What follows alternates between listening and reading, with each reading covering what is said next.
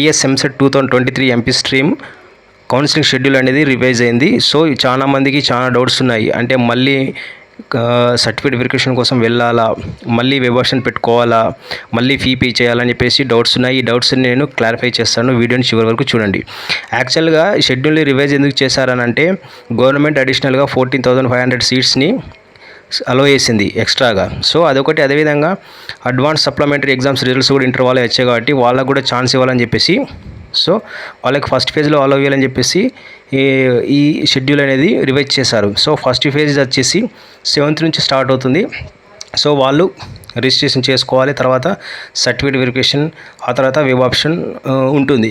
So మీకు ఒక doubt రావచ్చు, అంటే మేము ఆల్రెడీ చేసుకున్న వాళ్ళు చేసుకోవాలన్నా. సో ఇది కేవలం సప్లిమెంటరీలో ఎగ్జామ్ పాస్ అయిన వాళ్ళు, ఇంతకుముందు రిజిస్ట్రేషన్ చేసుకున్న వాళ్ళే చేసుకోవాలి. సో ఆల్రెడీ రిజిస్ట్రేషన్ చేసుకొని సర్టిఫికేట్ వెరిఫికేషన్ అయిపోయిన వాళ్ళు అవసరం లేదు. సో ఒకటి ఏంటంటే మనము వెబ్ ఆప్షన్ అనేది మొన్నటి వరకు 8th వరకు ఉండే, సో దాన్ని 12th వరకు ఎక్స్టెండ్ చేశారు. సో ఇంతకుముందు వెబ్ ఆప్షన్ పెట్టుకున్న వాళ్ళు మళ్ళీ చేంజెస్ చేయాలనుకుంటే 12th వరకు అవకాశం ఇచ్చారు. So first phase, second phase, final phase అన్నీ కూడా డేట్స్ చేంజ్ చేశారు. సో ఫైనల్ ఫేజ్ వచ్చేసి 11th ఆగస్టు వరకు మనం రిపోర్టింగ్ చేయాల్సి ఉంటుంది ఫైనల్ ఫేజ్లో. సో ఈ విధంగా షెడ్యూల్ అనేది చేంజ్ చేశారు. సో ఎవరు టెన్షన్ పడిన అవసరం లేదు.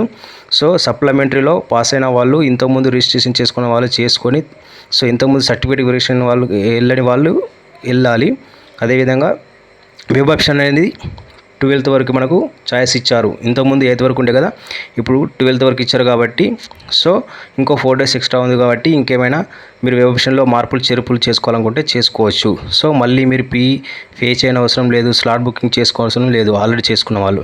సో మీకు ఎక్స్ట్రా బెనిఫిట్ ఏంటంటే ఇంకో 4 days ఎక్స్ట్రా వచ్చింది కాబట్టి, ఆల్రెడీ 14,500 సీట్స్ పెరిగాయి కాబట్టి, సో 14,500 సీట్స్ పెరిగాయి కాబట్టి కొన్ని కాలేజెస్లో మనకి ఇంతకుముందు 5,000కి వచ్చే సీటు ఈసారి 6,000 ర్యాంక్ వచ్చినా మనకు వచ్చే అవకాశం ఉంది. కాబట్టి వెబ్ ఆప్షన్లో ఏమన్నా ప్రియారిటీ చేంజ్ చేయాలనుకుంటే చేంజ్ చేసుకోండి.